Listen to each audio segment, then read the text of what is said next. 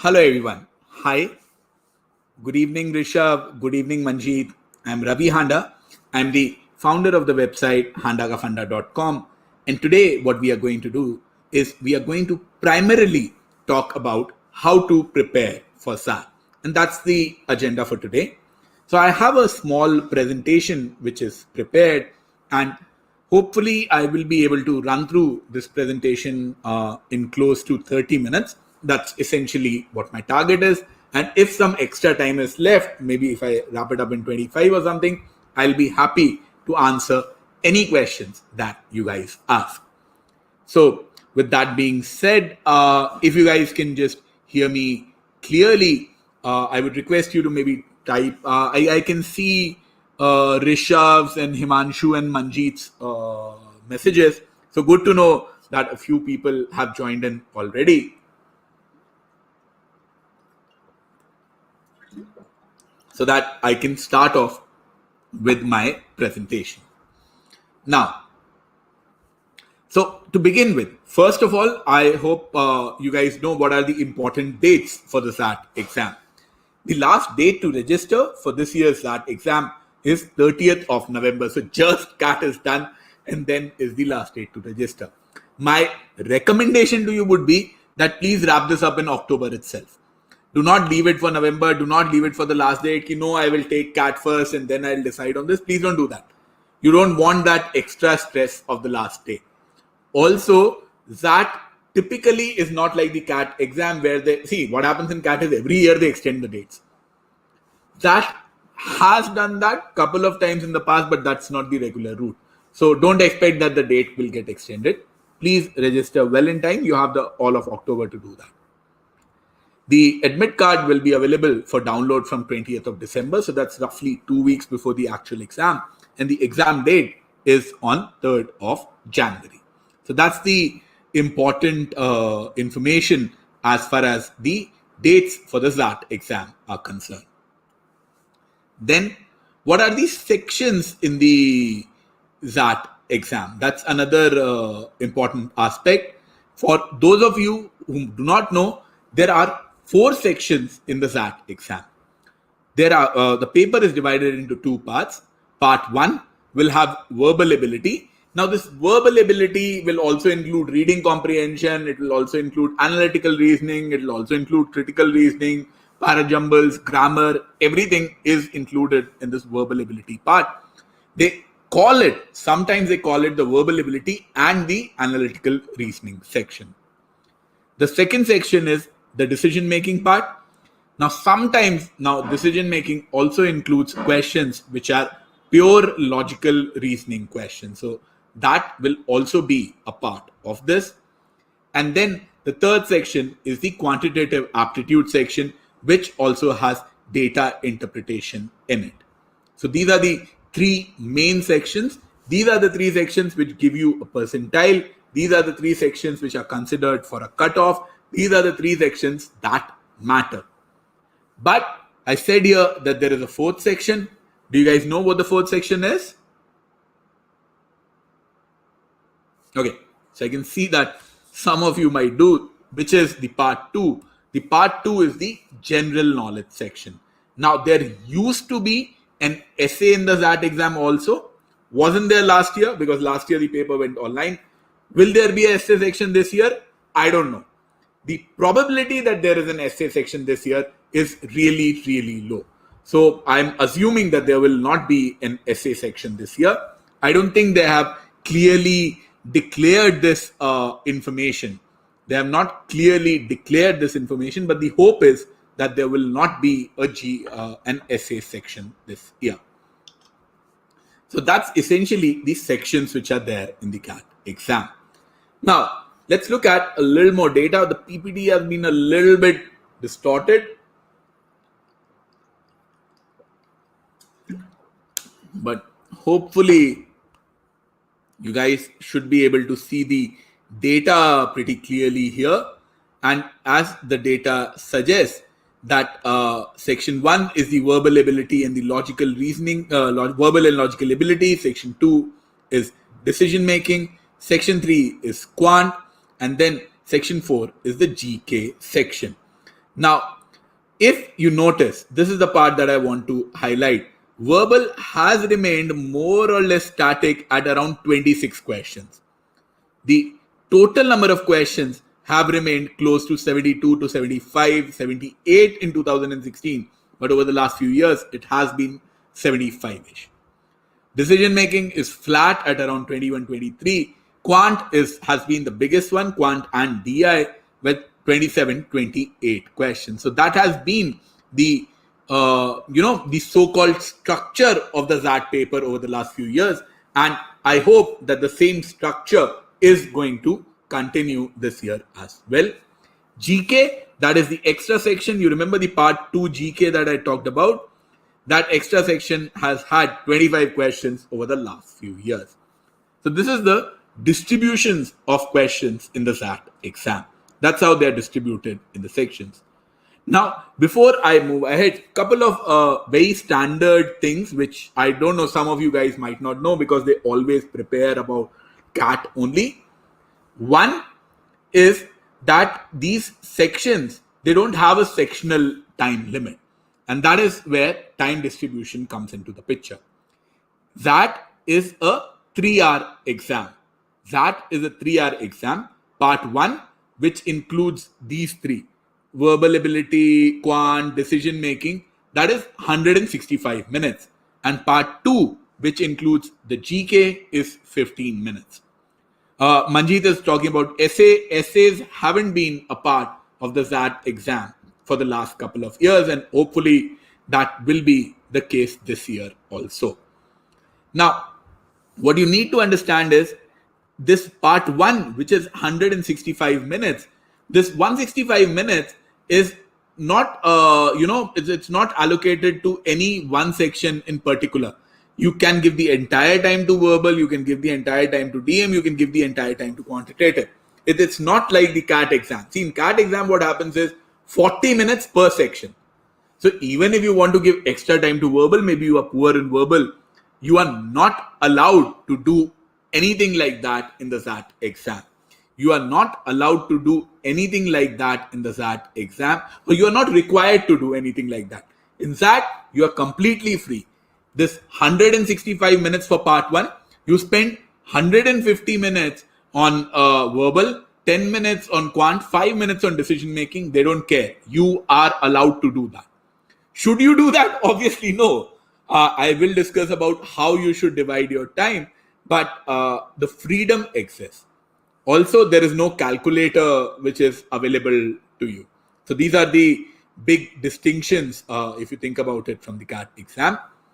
Marking is also something which is really, really different in the XAT exam when you compare with the CAT. All questions are objective. So like CAT has those theta questions which carry no negative marking. That doesn't happen in XAT. All questions in the last 5 years have been objective questions in the XAT exam.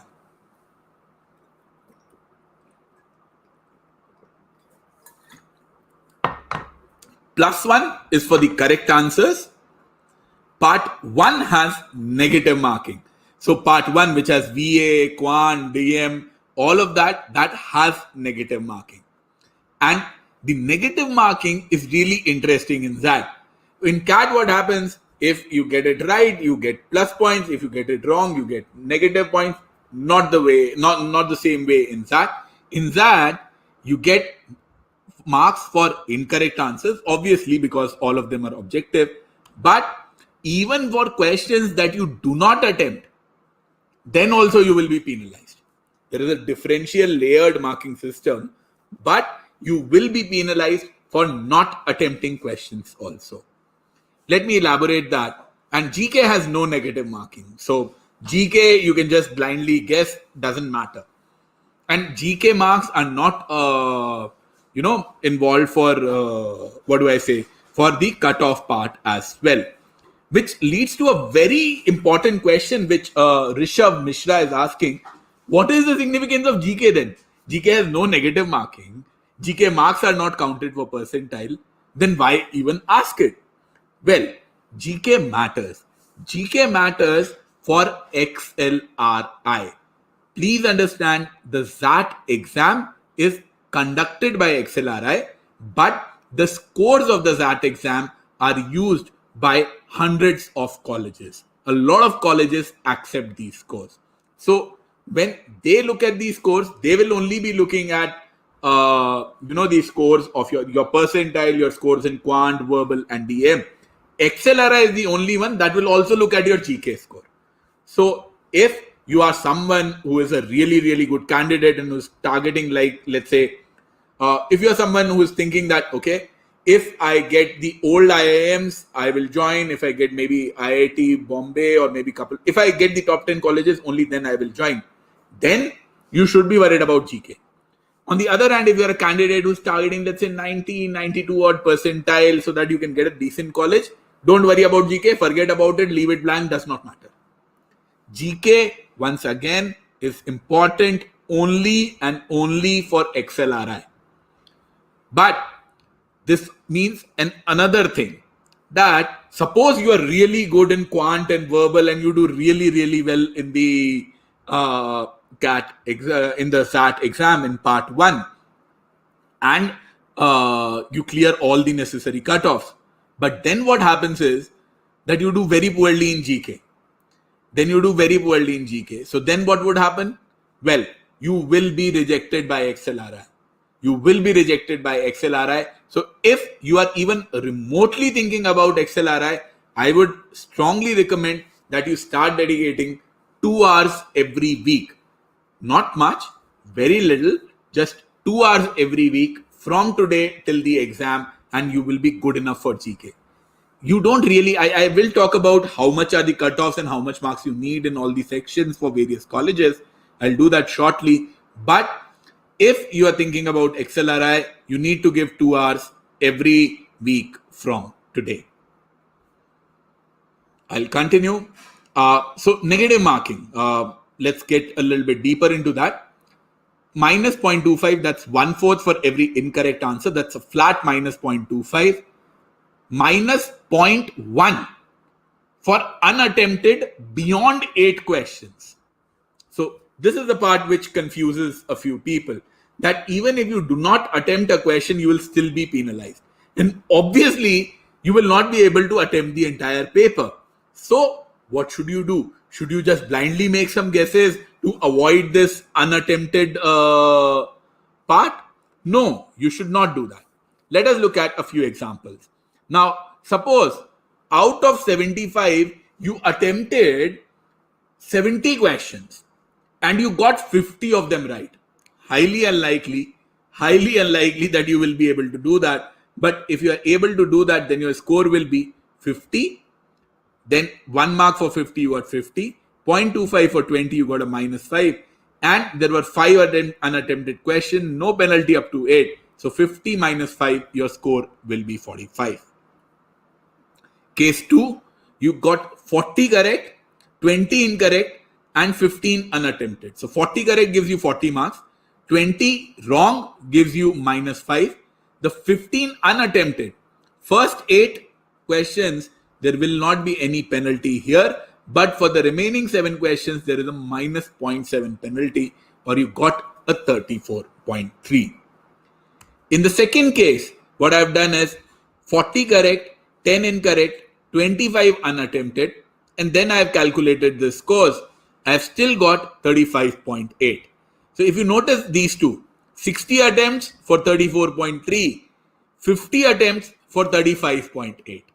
So which one is recommended? I very strongly recommend to all of you that please do not worry about unattempted questions. Do not make blind guesses. Attempt less. That is fundamentally a very difficult exam. Questions in that are very difficult. So you should attempt less. Attempt only the things that you are sure of. Do not blindly attempt. So someone who is attempting 50 questions, the chances of him getting 40 right are a lot higher than someone who is attempting 60. Because what happens is when you attempt more questions, your time per question that you are dedicating to it goes down. So the chances of making an error becomes significantly higher. So please don't do that. Please attempt less. So this is this is how the scoring in XAT works. Now what I'm going to do is I'm going to do a further deep dive as to a sectional basis what exactly happens.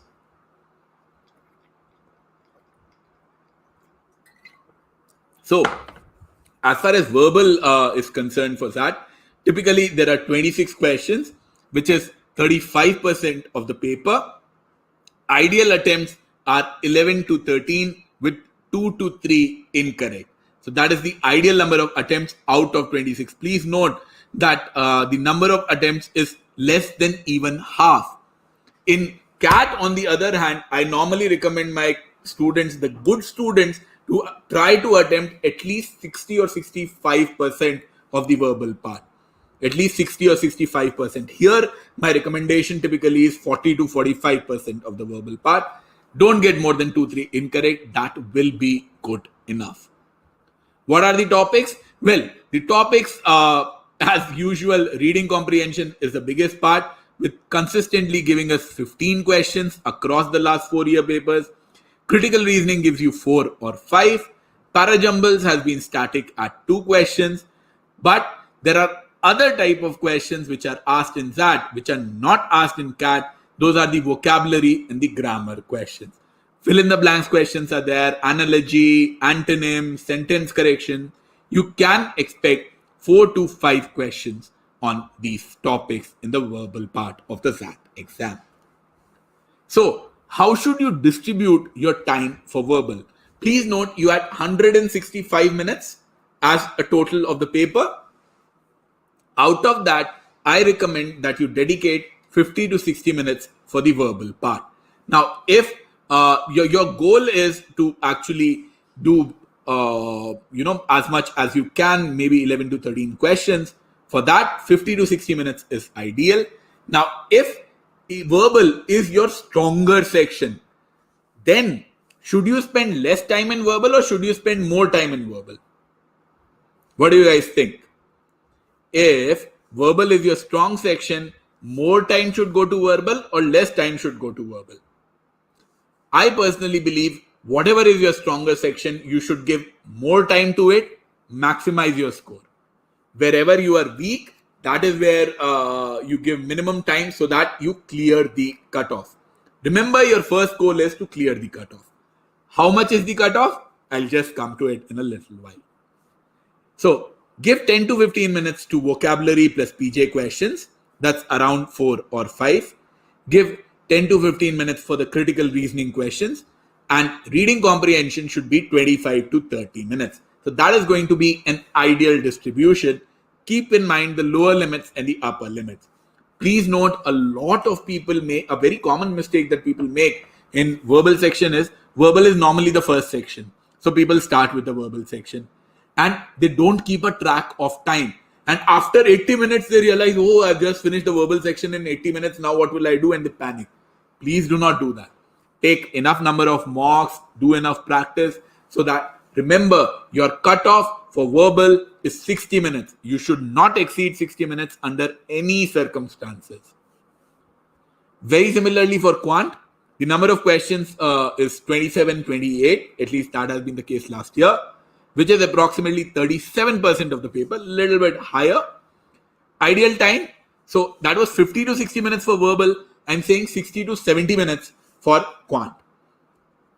Ideal attempts, 11 to 13 was the number for verbal. Let's say a little bit more, 12 to 14 for quant. But please note, very important, in verbal I said your goal should be 2 or 3 incorrect. In quant, your goal should be no incorrect. And it is very easily possible. Please be very careful. Give a lot of time to each and every question. And just make sure that you are able to get mark only the things that you are certain of. As far as the topics are concerned, functions, log, polynomials, they give you typically 3 to 4 questions. Arithmetic, which is profit and loss, time, speed, distance, time and work, ratio, averages, and percentages, that part, that gives you 5-6 questions. Geometry is really popular, gives you the maximum number of questions, which is 6 to 8 over the last few years. Series, set theory, probability, that gives you anywhere from 1 to 3 questions. Number system, again 2 to 3, 4 questions. DI has been extremely consistent.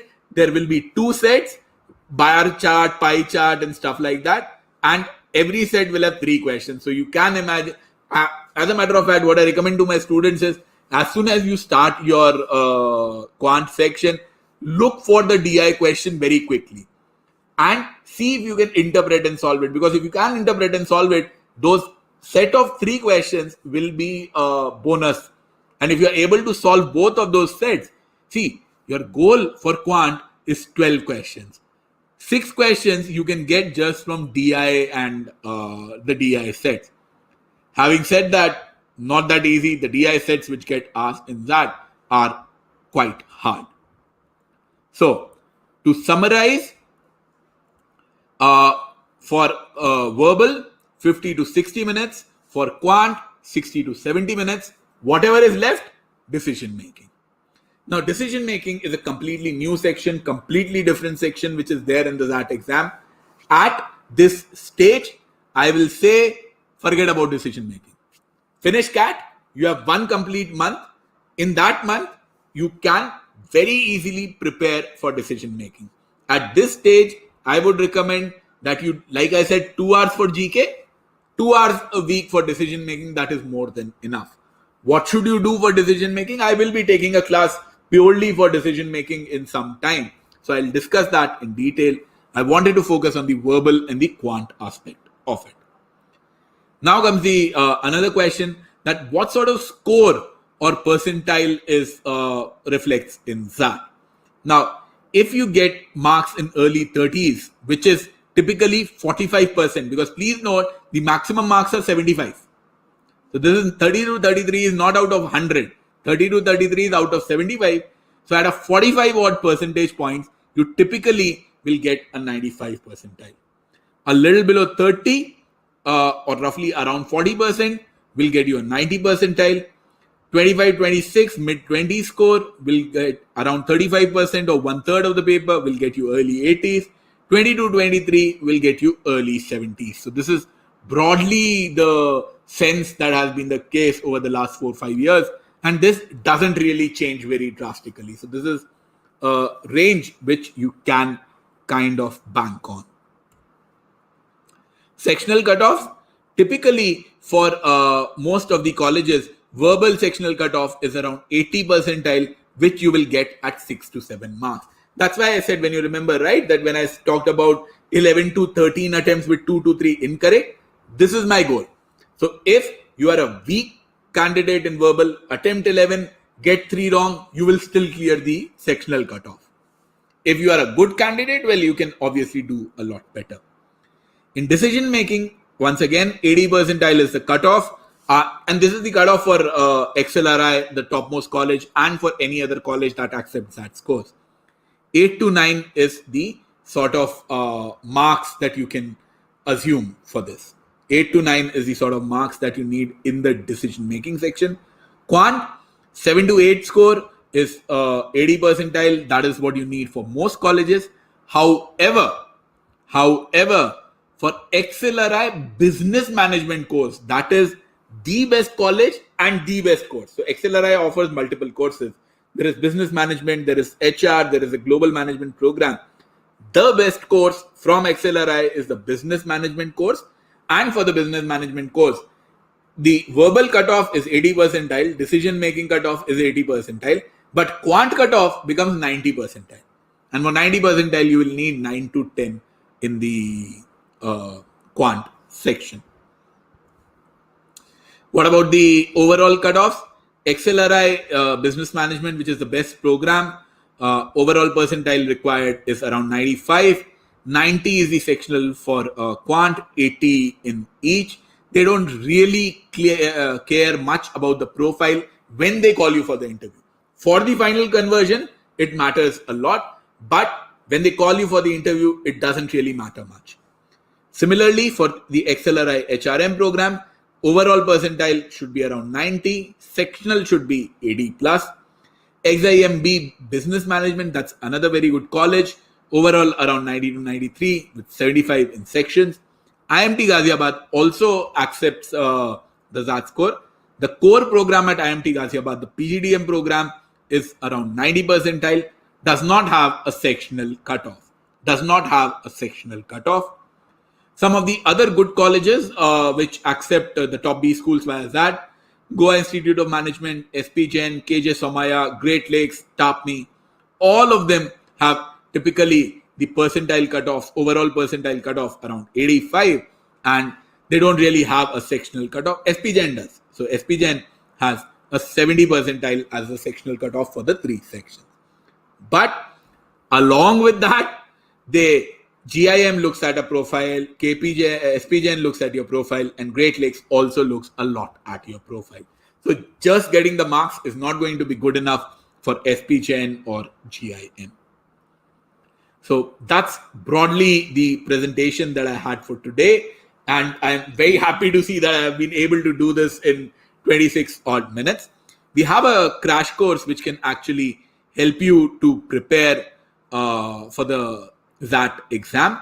Let me just try and show you a small glimpse of the crash course that we have, if I can find that.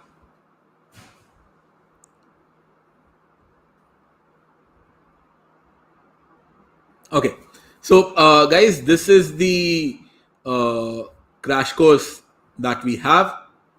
Can you guys see it? So what we have in this is we have separate sections for decision making, for GK, for verbal, and for quant.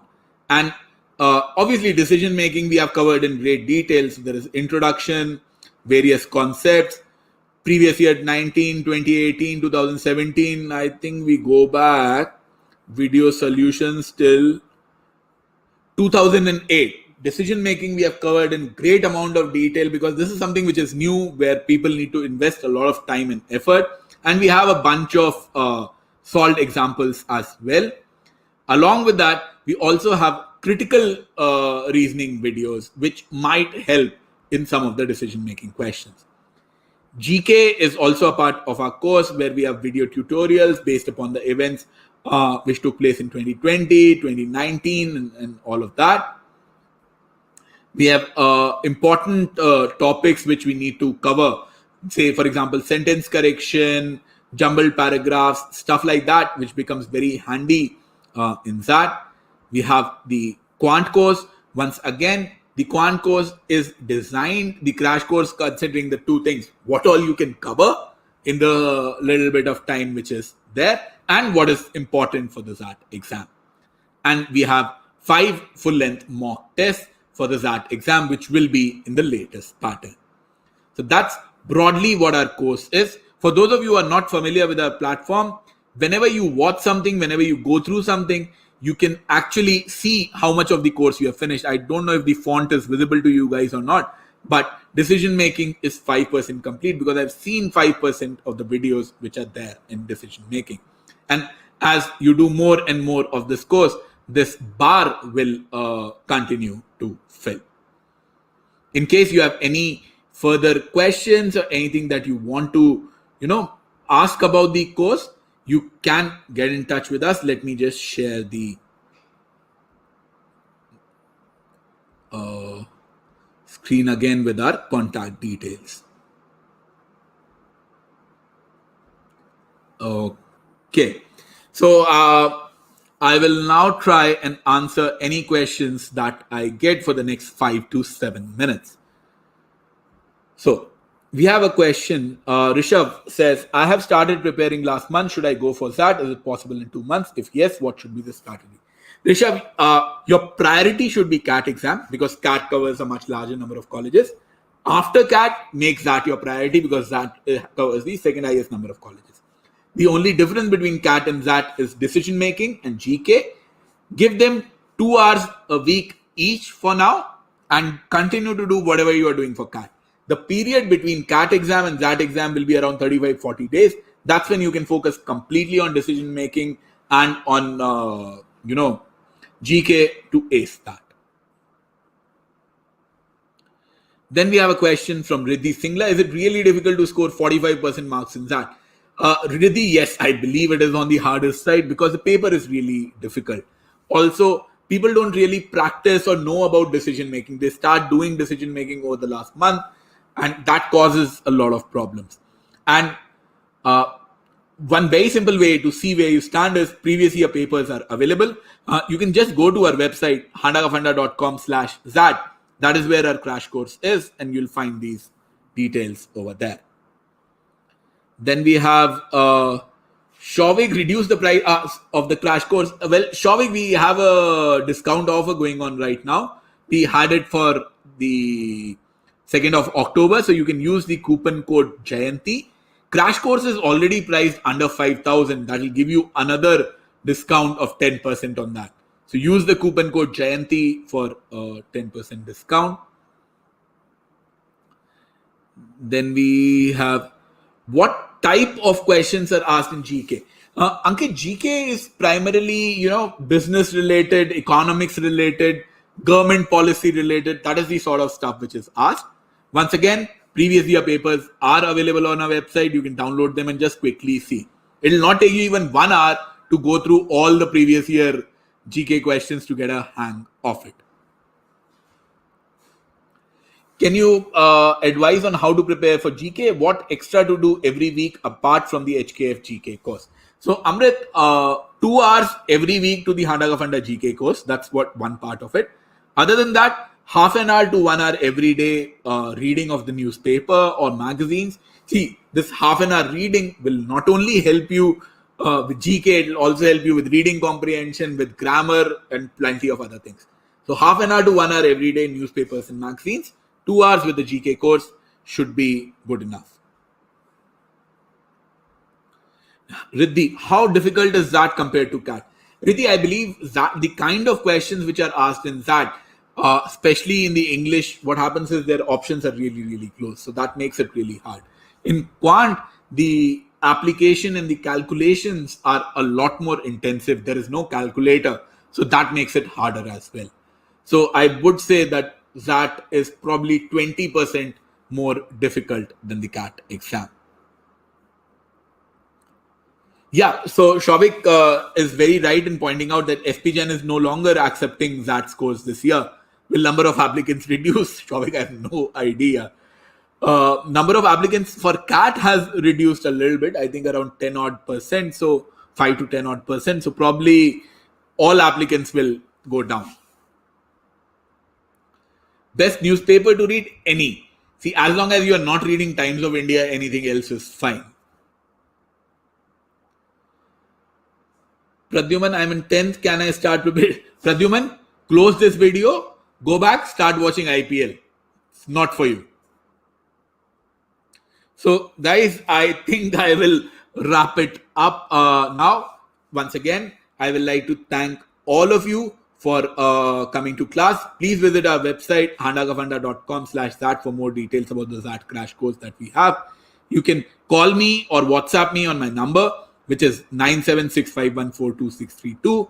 You can also email us on handagafunda@gmail.com for any more questions, any more details that you have, any more questions that you have. So thank you guys. Thank you very, very much for taking out time on an IPL day. I don't even know who actually won, whether it was Hyderabad or Mumbai. I hope Hyderabad won. I was supporting them. I will just check out the details now. Thank you guys. Once again, you can use the coupon code Jayanti, which will give you a 10% off, valid only for today. Bye, Ankit. Love you too. Bye, everyone.